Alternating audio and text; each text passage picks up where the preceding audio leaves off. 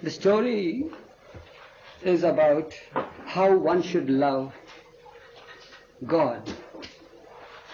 And the story that I will narrate now depicts wonderfully how one should keep one's love for God to oneself. Years and years and years back, there was a king who had a very handsome prince, and he wanted to have a beautiful princess for the prince. So he searched his kingdom and he could find a suitable match for his prince.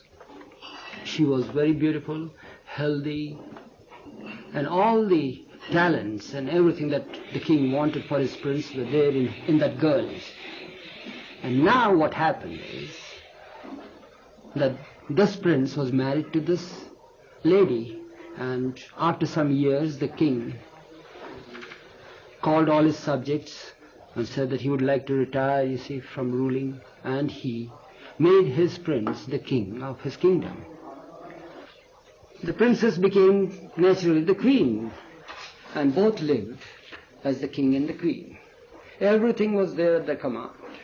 The king was handsome, healthy, the queen was beautiful and healthy, everything was there, the whole kingdom and the subjects were very happy about their ruling over them and all that. In spite of it all, it seemed that the queen never expressed happiness, and she, as years passed by, looked more gloomy, appeared to be more gloomy, unhappy. Sometimes the king would ask her what ailed her. Was she not good in health?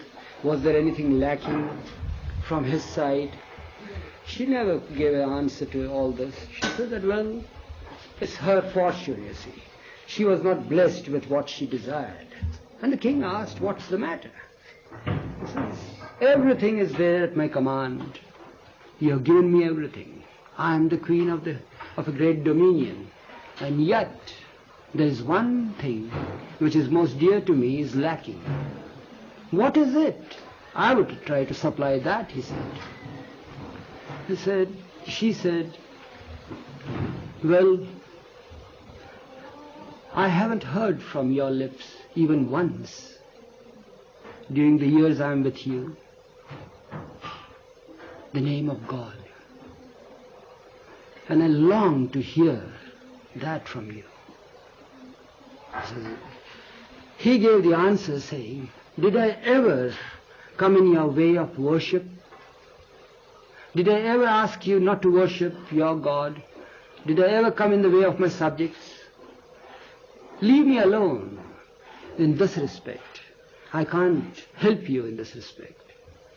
My duty is to see that my subjects are happy, that I discharge my responsibility as the king. I attend to my daily duties. I see to the welfare of my wife, who is the queen. Leave me alone where matter regarding God concerns. So she took this in a different light and thought that he was an atheist, and all the more it hurt her. And she was not happy even after she cleared her heart about the subject. Years passed by, and gradually it so happened that she lost her health, she lost her beauty, she lost everything, you see, in spite of all the wealth, all the subjects around her wanting to help her. There was no cure for this disease. She pined and longed to make her husband a devout worshipper of God, and she failed in that. And she thought that nothing useful was served, you see, in his being a beautiful king and husband. Nothing, because he had no God in his heart. Years passed by, and the king had also lost hopes for her, and she lost hopes in him. But somehow or other, years rolled by. One day, all of a sudden, the king finds, when he got up in the morning, that the queen was up, and she was very active. All of a sudden, not knowing what had happened, she tried to ask He tried to ask his subjects, he says, minister who was there in the palace already, so what's the matter? Why are you here so early? He says, well, at the command of the queen. What has she commanded? He says that the whole town, the whole capital should go gay. Why? What's the reason? Is there any anniversary? Is there any festival? Is there any birthday of the past advents or Rama or Krishna or anything that is to be celebrated? He says, we know not.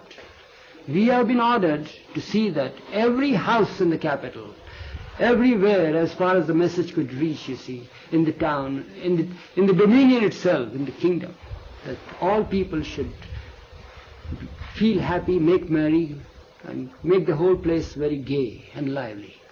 But what is the reason?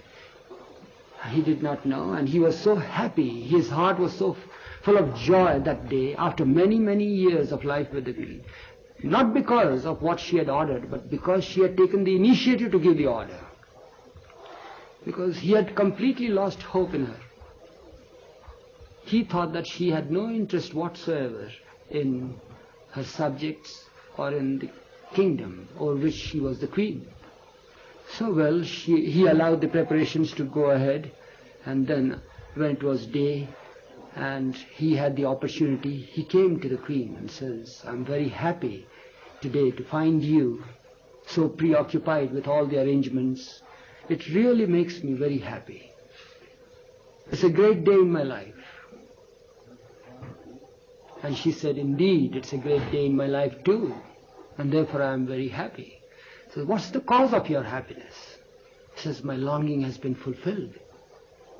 My God, my Master, my Lord has fulfilled this desire in me. He says, what's that? What was that?